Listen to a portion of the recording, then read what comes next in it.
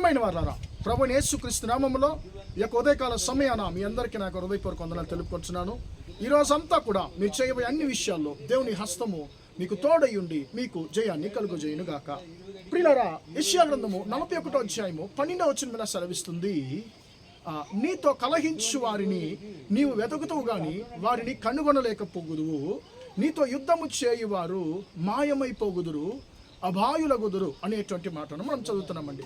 ప్రియమైన వారలారా, మన జీవితంలో ప్రతిరోజు మనము ఎదుర్కొనేటువంటి 2 సమస్యల గురించి పరిశుద్ధ గ్రంథము మనతో మాట్లాడుతుందండి. మొట్టమొదటిగా కలహము, రెండవది యుద్ధము అనేటువంటి మాట మనం చూస్తున్నామండి.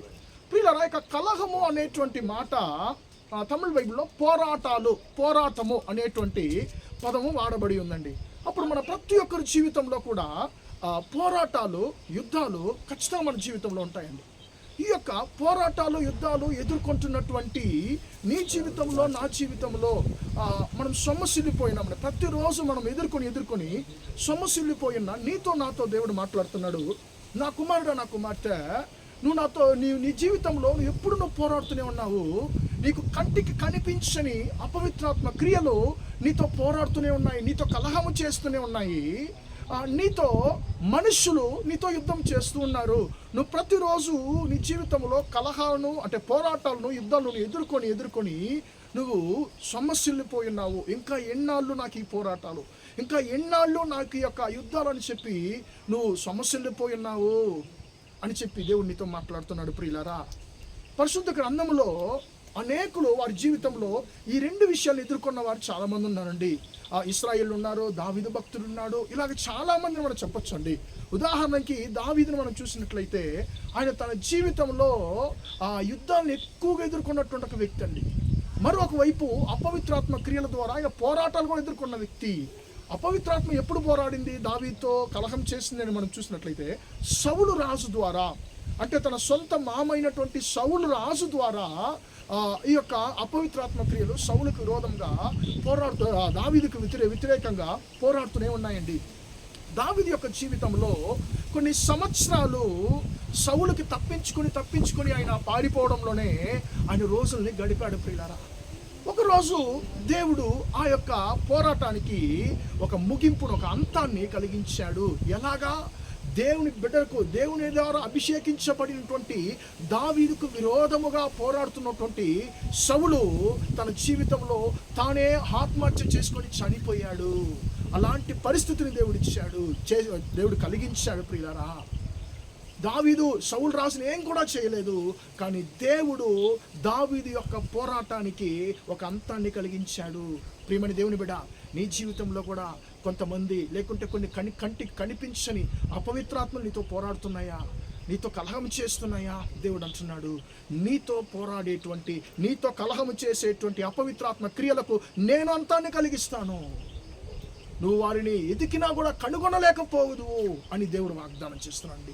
రెండవదిగా యుద్ధాలు. ప్రియులారా, ఇశ్రాయేలు చాలా పోరాటాలు, 400 సంవత్సరాలు వాళ్ళు ఐగుప్తు దేశంలో చాలా పోరాటాలు వాళ్ళు ఎదుర్కొన్నారు.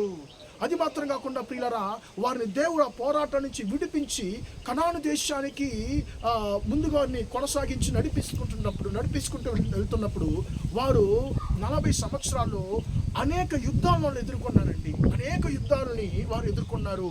కానీ ఆ యుద్ధాలన్నింటిలో కూడా దేవుడు వారికి జయాన్ని కలిగించాడు. నీతో యుద్ధము చేయువారు ప్రియుల వారు అభాయులగుదురు, మాయమైపోగుదురు, అభాయులగుదురు. నీ జీవితంలో నువ్వు ఎదుర్కొన్నటువంటి పోరాటాలకి, నువ్వు ఎదుర్కొంటున్నటువంటి యుద్ధాలకి దేవుడు అతి త్వరలో నేను అంతాన్ని, ముగింపుని నేను కలిగిస్తానని చెప్పి ఈ ఉదయకాల సమయాన నీతో నాతో దేవుడు మాట్లాడుతున్నాడు. నీ కొరకు ఆయన యుద్ధం చేయబోతున్నాడు. నీతో కలహం చేస్తున్న అపవిత్రాత్మ క్రియలను దేవుడు హతము చేయబోతున్నాడు. నువ్వు యుద్ధాలు ఎదుర్కొని నేను పోరాడి నా బలానంతా నేను కోల్పోయినానయ్యా, నేను ప్రార్థిస్తున్నాను, నేను నమ్మకంతో ఉన్నాను, విశ్వాసంతో ఉన్నాను, కానీ నా జీవితంలో పోరాటాలు, యుద్ధాలు కొనసాగుతున్నాయి, వీటికి ఎప్పుడు అంతం కలుగుతుందని చెప్పి ప్రతిరోజు మనము దేవుని దగ్గర విజ్ఞాపన చేసేటువంటి మీ విజ్ఞాపనను దేవుడు విని ఉన్నాడు.